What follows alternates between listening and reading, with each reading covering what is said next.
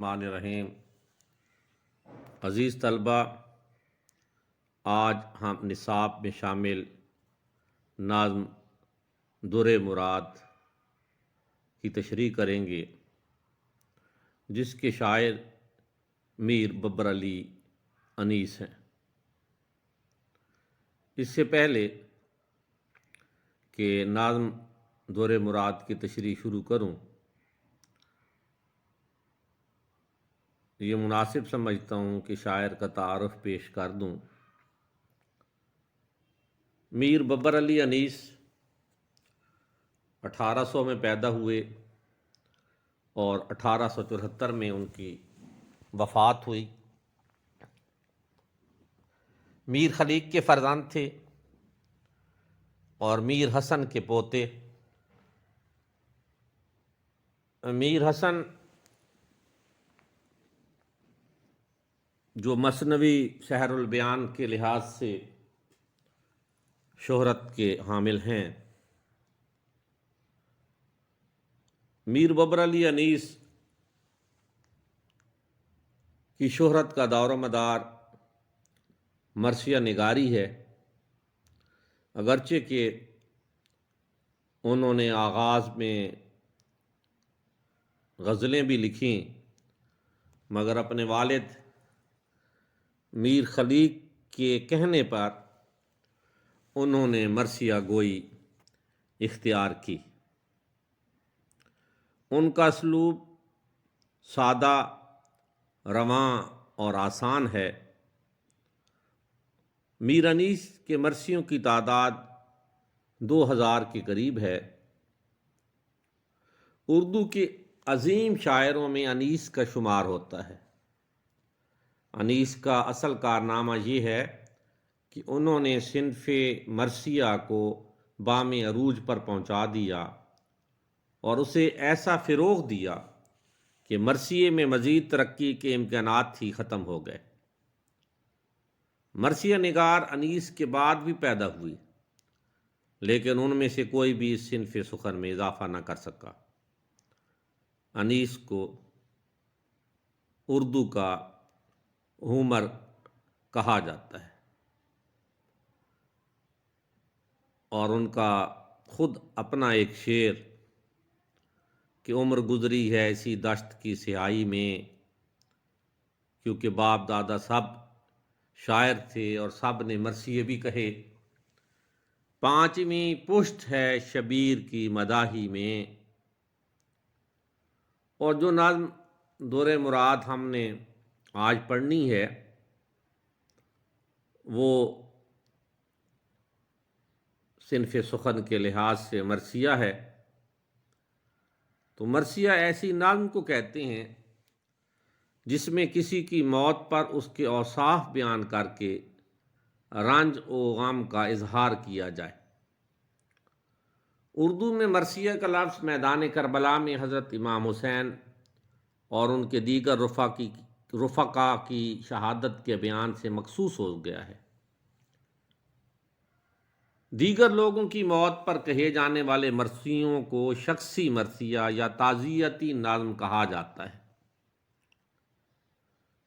اردو میں مرثیہ نگاری کے ذکر کے ساتھ ہی ذہن میں جو دو نمایاں تصویریں ابھرتی ہیں وہ میر انیس اور مرزا دبیر کی ہیں۔ غالب کے مرثیہ عارف کے بعد جو انہوں نے اپنے بھانجے کی وفات پر لکھا، حالی نے مرثیہ غالب پر لکھا، اقبال نے داغ پر بھی لکھا، اقبال نے اپنی والدہ پر بھی لکھا، اور بھی بہت سے لوگوں نے اپنے اساتذہ کرام کے متعلق بھی مرثیے لکھے۔ اور اقبال کا جو والدہ سے متعلق ہے اس کا بڑا مشہور شعر ہے کہ آسماں تیری لہد پہ شبنم افشانی کرے، سبزہ نورستہ اس گھر کی نگہبانی کرے۔ اور پھر صفی لکھنوی نے حالی کا مرثیہ لکھ کر شخصی مرثیہ کی اس روایت کو آگے بڑھایا۔ تو اب آتے ہیں نظم در مراد کی طرف، جس کے شاعر ہیں میر ببر علی انیس۔ نظم در مراد کا پہلا بند دیکھیے کہ جب کربلا میں داخلہ شاہدیں ہوا، دشتے بلا نمونائے خلد بری ہوا، سر جھک گیا فلک کا یہ اوج زمیں ہوا، خورشید محو حسن حسین حسیں ہوا، پایا فروغ نیر دیں کے ظہور سے، جنگل کو چاند لگ گئے چہرے کے نور سے۔ شامل نصاب نظم در مراد کے پہلے بند کے الفاظ کے معنی دیکھتے ہیں۔ شاہ دین کا بادشاہ مراد حضرت امام حسین، دشت بلا آفت والا صحرا مراد صحرائے کربلا، خلد بریں جنت الفردوس،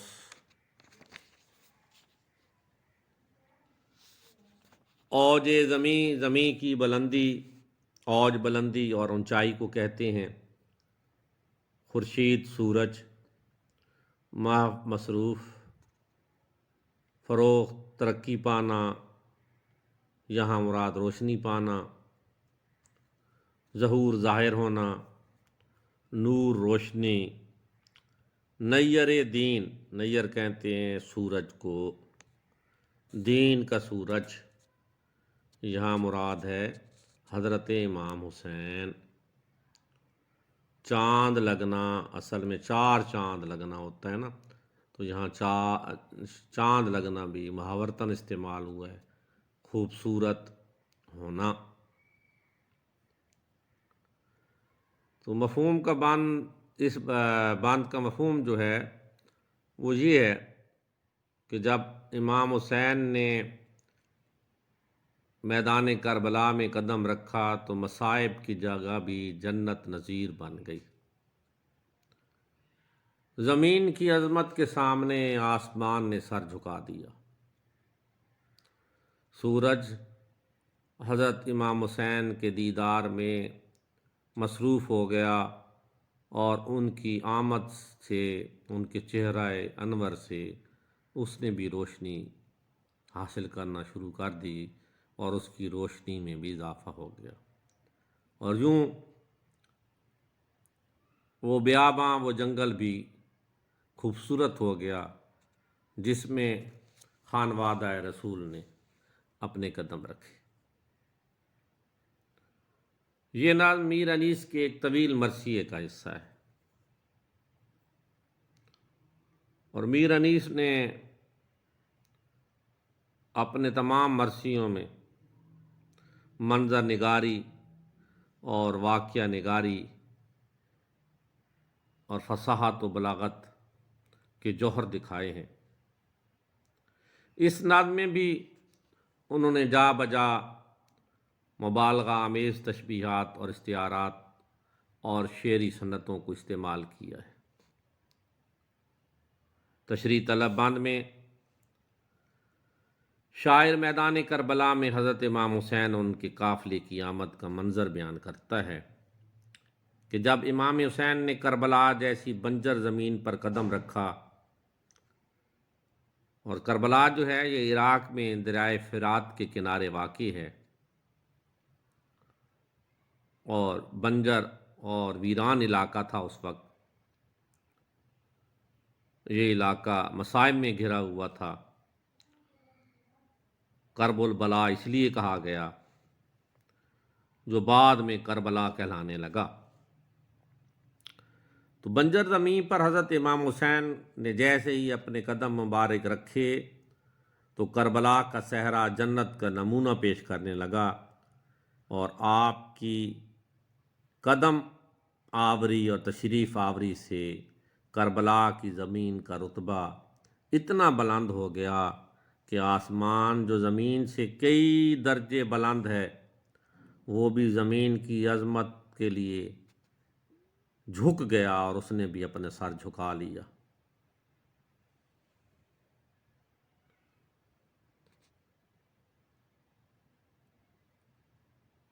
گویا اس بنجر زمین کے بخت جاگ اٹھے، اور وہ مصائب و آلام میں گھرا ہوا صحرا جنت کا نمونہ پیش کر رہا تھا۔ کیونکہ آج وہاں شاہ دین نواسہ رسول جگر گوشہ بطول حضرت امام حسین اپنے مبارک قدم رکھ چکے تھے۔ آپ کی تشریف آوری سے اس زمین کا رتبہ آسمان سے بھی بلند ہو گیا، اور صحرائے عرب کی اس عظمت کو دیکھ کر آسمان نے بھی اپنا سر جھکایا اور زمین کی خوش بختی اور سعادت پر رشک کرنے لگا کہ وہاں بطول کے پھول صحرا پر بکھرے ہوئے تھے، اور سورج جو روشنی کا منبع ہے اور جسے اپنے روشن ہونے پر بڑا ناز ہے، اس نے بھی حضرت امام حسین کے روشن چہرہ کو دیکھا، اور اس رخ انور سے اس نے بھی روشنی مستعار لی، اور اس کی بھی آب و تاب میں اضافہ ہونے لگا۔ داشت اور جنگل میں جو اندھیروں میں ڈوبے ہوئے تھے، وہاں جب یہ چاند چہرہ خانوادہ رسول اترے تو دمکنے لگا اور روشن ہو گیا۔ بھلا اس سرزمین کو فخر کیوں نہ ہوتا کہ وہاں عظیم ترین ہستیاں جلوہ افروز تھیں۔ اس سرزمین کو گویا چار چاند لگ چکے تھے۔ جان نثاروں نے تیرے کر دیے جنگل آباد، خاک اٹھتی تھی شہیدان وفا سے پہلے۔ گویا آپ حضرت امام حسین کی آمد نے کربلا کے دشت کو گلزار بنا دیا۔ شاعر نے امام حسین کو شاہ دین قرار دیا ہے۔ اور ایک بات اور دیکھ لیجئے کہ اس میں جو فلک کا جھک جانا ہے، یہ اس کی اصل علت نہیں ہے۔ اس لیے ہم کہیں گے کہ اس بات میں فلک کے سر جھکانے کی وجہ شاہ دین کے کربلا میں داخل ہونے کو قرار دیا گیا، جو ظاہر ہے کہ فلک کے جھکنے کی اصل وجہ نہیں ہے۔ تو اگر کلام میں کوئی ایسی وجہ بیان کی جائے جو اس کی اصل وجہ نہ ہو، لیکن شاعرانہ حسن پیدا کرنے کے لیے اس کو وقتی طور پر وہی وجہ بیان کر دیا جائے، تو ہم کہتے ہیں کہ شاعر نے حسن تعلیل سے کام لیا، صنعت حسن تعلیل استعمال کی ہے۔ تو اس باندھ میں بھی صنعت حسن تعلیل استعمال کی ہے شاعر نے۔ اور اسے دوبارہ دیکھ لیجئے کہ کسی چیز کی خوبصورت شاعرانہ وجہ بیان کرنا جو اس کی اصل وجہ نہ ہو، اس صنعت میں شاعر یا مصنف ایسی چیز کو کسی چیز کی علت فرض کرتا ہے جو در حقیقت اس کی علت نہیں ہوتی۔ مثلا پھول کے کھلنے کی وجہ سے یہ بیان کرنا کہ وہ بلبل کی نغمہ سنجی پر خوش ہو رہا ہے یا خوشی میں ہنس رہا ہے، یا گلاب کا رنگ اس لیے سرخ ہے کہ اس میں شہیدوں کا لہو شامل ہے، تو اسے ہم حسن تعلیل کہتے ہیں۔ اور آپ کی سہولت کے لیے چند مثالیں بھی نیچے بیان کر دی گئی ہیں جنہیں آپ دیکھیں۔ دوسرا بند، خوشبو سے ان گلوں کی ہوا داشت باغ باغ، غنچے کھلے ہرے ہوئے بلبل کے دل کے داغ، پہنچا سرے فلک پہ ہر ایک کوہ کا دماغ، دریا نے بھی حبابوں کے روشن کیے چراغ، خورشید بن گئے تب کے ارض پاک کے، تاروں کو گرد کر دیا زروں نے خاک کے۔ مشکل الفاظ کے معنی دیکھیے: غنچے کلی، داشت صحرا، داغ ہرے ہونا، زخم تازہ ہونا، سر فلک آسمان کی بلندی، کوہ پہاڑ، حباب بلبلا حبابوں بلبلوں، طبقہ زمیں کا ٹکڑا، ارض پاک مقدس زمیں۔ اس کا مفہوم دیکھیے: امام حسین کی آمد سے کربلا کا صحرا باغ بن گیا، خوشبو سے ان گلوں کی ہوا دشت باغ باغ۔ یہاں گل استعارے کے اس طور پر استعمال ہوا ہے، وہ جو گلے ریاض رسول تھا، جو نور چشم بطول تھا، یہی گل ریاض رسول اس دشت میں گیا، دشت بھی خوش ہو گیا اور خوشبو سے بھر گیا، پھول کھل اٹھے، اور پھولوں کو دیکھ کر بلبل کے زخم تازہ ہوئے بھی چہکنے لگی، نغمہ سنج ہوئی، پہاڑ سرسبز ہوئے، بہت خوش ہوئے، سر بلند ہوئے، دریا کے بلبلے چراغوں کی مانند چمکنے لگے، اور زمین کا طبقہ چھوٹا سا ٹکڑا خشکی کا وہ بھی سورج کی مانند چمکنے لگا، اور صحرا کے زروں کی چمک کے سامنے ستارے بھی ماند پڑ گئے۔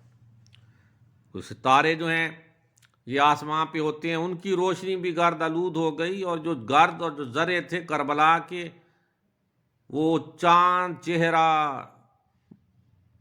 رخ روشن لیے ہوئے خانوادہ رسول، ان کی روشنی سے ذرے بھی سورج کی طرح چمکنے لگے۔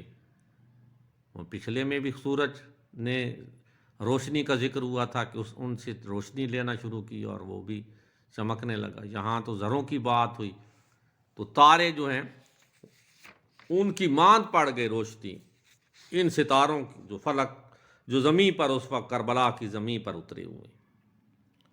شاعر نے یہاں گلوں کو استعارتاً استعمال کیا ہے حضرت امام حسین اور ان کے رفقۂ کار کے لیے۔ وہ پھولوں کی مانند چہرے، خوش رنگ خوشبو، جب صحرائے کربلا میں داخل ہوئے تو ان کی خوشبو سے تمام صحرا معطر ہو گیا اور خوش ہو گیا، باغ باغ ہو گیا۔ اسے اپنے مقدر پر ناز ہوا کہ مجھ پر کن عظیم ہستیوں نے اپنا قدم رکھا ہے، اور ان کے قدموں کی یہ برکت تھی کہ کربلا کی بنجر زمین بھی اس وقت سرسبز و شاداب ہو گئی اور غنچے کھلنا شروع ہو گئے۔ وہاں کا منظر جس کو کرب و بلا کہا جاتا تھا وہ بدل کے رہ گیا، خزاں بہار میں بدل گئی، صحرا کی ہوا نے غنچے کھلا دیے جو کھل کر پھول بن گئے، اور صحرا کا دامن پھولوں سے بھر گیا، اور ان کی خوشبو نے سارے ماحول کو معطر کر دیا۔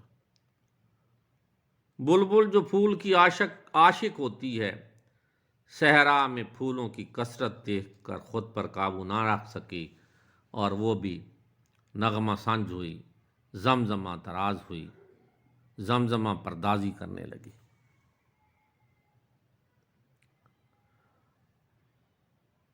تمام موجودات کربلا میں فخر کرنے لگیں، اور وہ پہاڑ جو تھے جو خود ہی بلندی کی علامت سمجھے جاتے ہیں، آج تو ان کے سر اور زیادہ بلند ہو گئے، اور دریائے فرات کا پانی بھی جوش سے ابلنے لگا، اور اس کی سطح پر بلبلے اور حباب ایسے نمودار ہوتے تھے جیسے دریا میں کسی نے چراغ رکھ دیے۔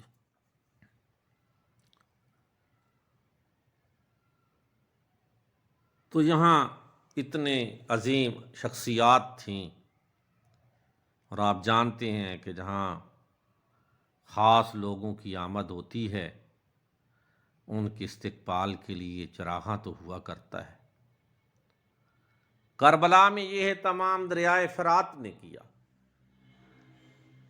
اور اس کے بلبلے چراغوں کی مانند روشن ہو گئے، ساری زمین روشن ہو گئی۔ معلوم ہوتا تھا کہ یہ کرۂ ارض، یہ خطہ ارض، یہ قطع ارض سورج بن گیا ہے، اور وہاں کے صحرا کے ذرے بھی ستاروں کی مانند چمکنے لگے۔ ذروں کی تابناکی اور چمک اتنی تھی کہ ان کے سامنے ستاروں کی चमक भी मांद पड़ गई थी और सितारों के चेहरे पर गर्द पड़ गई थी, और वो अपना चेहरा छुपा रहे थे, उनको शर्म आ रही थी, दामनगीर थी। तो इसमें भी मंजर निगारी भी अपने जोबन पर है। मंजर को खूबसूरत बनाने के लिए मुबालगा आराई का इस्तेमाल भी किया गया है। तीसरा बांध, बोले फरस को रोक के शाहे फलक फकार, मंजिल पे हम पहुँच गए एहसाने किरदगार, आगे न अब बढ़ाए कोई यहाँ से राहवार, ये वो ज़मीं थी जिसके लिए दिल था बेकरार, कुर्बान इस मकाने सादत निशान के, पाया दुरे मुराद पड़ी खाक छान के। फरस घोड़े को कहते हैं, फलक आसमान, वकार इज़्ज़त शान, शान व शौकत मर्तबा, फलक वकार आसमान जैसी शान व शौकत वाला, किरदगार अल्लाह ताला, यहाँ यहाँ, राहवार सवारी घोड़ा, मकान सआदत, सआदत के मैंने खुश नसीबी खुशबख्ती, मकान घर, मकान सआदत खुश नसीबी का घर। दुर मुराद, दुर का मतलब मोती, मुराद आरदू को कहते हैं, मुराद का मोती कीमती मोती जिसकी हमें तलाश थी, खाक छानना बहुत जिद्दोजहद करना। अब इसका मफहूम देखते हैं।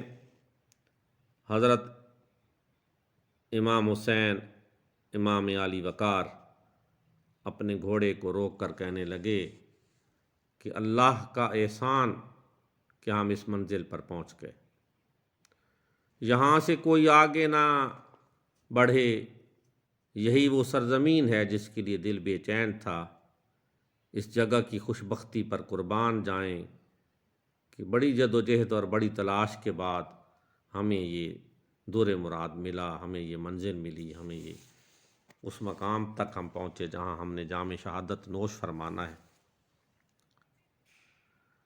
पहले मिसरे में ज़हन में रखिए कि ये नाज़्म मरसिया है और हैत के लिहाज से मुसद्दस है, क्योंकि हर बांध में 6 मिसरे हैं। तो पहले मिसरे में शायर ने शाह फलक वकार के अल्फाज हज़रत इमाम हुसैन के अजीम मकाम और बुलंद मर्तबा को ज़ाहिर करने के लिए इस्तेमाल किए हैं। शाह फलक वकार यानी ऐसा बादशाह जिसकी अज़मत व वकार आसमान से भी ज़्यादा बुलंद हो। इसी तरह के अल्फाज किसी और शायर ने भी इस्तेमाल किए कि आए जो करबला में इमाम फलक मकाम। मीर अनीस कहते हैं कि हज़रत इमाम हुसैन जिनकी अज़मत और वकार फलक से भी बढ़कर है, जब अपने काफ़िले के हमरा सहराए करबला में पहुँचे तो आपने अपने घोड़े को रोक कर अपने गुरफ़्का को फरमाया। बाद रवायात में ये भी कहा जाता है कि घोड़ा खुद ब खुद उस जगह पे रुक गया था। तो हज़रत इमाम हुसैन ने अपने रुफ़्का कार को फरमाया कि अल्लाह ताला ने हम पर बड़ा करम किया, उसका हम पे बड़ा एहसान कि हम अपनी मंजिल मकसूद पर पहुँचे। अब यहाँ से आगे कोई सवार कोई घोड़सवार न बढ़े, हमारा यहाँ क़याम होगा। यही वो ज़मीन का टुकड़ा है, यही वो ख़ित्ता-ए अर्ज़ है जहाँ पहुँचने का इशारा फरमा दिया गया था। ख़ुद नबी पाक सल्लल्लाहु अलैहि वसल्लम ने इसकी निशानदेही फरमा दी थी, और आप तो उस दिन के लिए बेचैन थे कि कब मैं उस जगह पर उस मकाम पर पहुँचूँगा और अपने लहू से अपने खून से दीन इस्लाम की ज़मीन को सैराब करूँगा। मुझे तो इस जगह की तलाश थी। जगह जगह घूमने के बाद, बड़ी मेहनत और मुशक्क़त के बाद, तगो-दो के बाद, खाक छानने के बाद ये जगह मिली।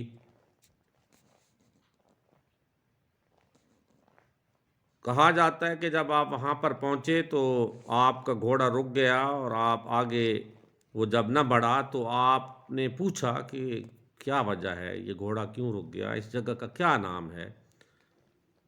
تو اس جگہ کے مختلف نام بتائے گئے، کسی نے نینوا نام بتایا تو کسی نے جب کربلا کا نام بتایا تو آپ فوراً رک گئے اور آپ نے فرمایا کہ ہم یہاں قیام کریں گے، ہمارا ساز و سامان یہاں اتار دیا جائے، کیونکہ یہی ہمارے شہید ہونے کا مقام ہے۔ اب دیکھیے کہ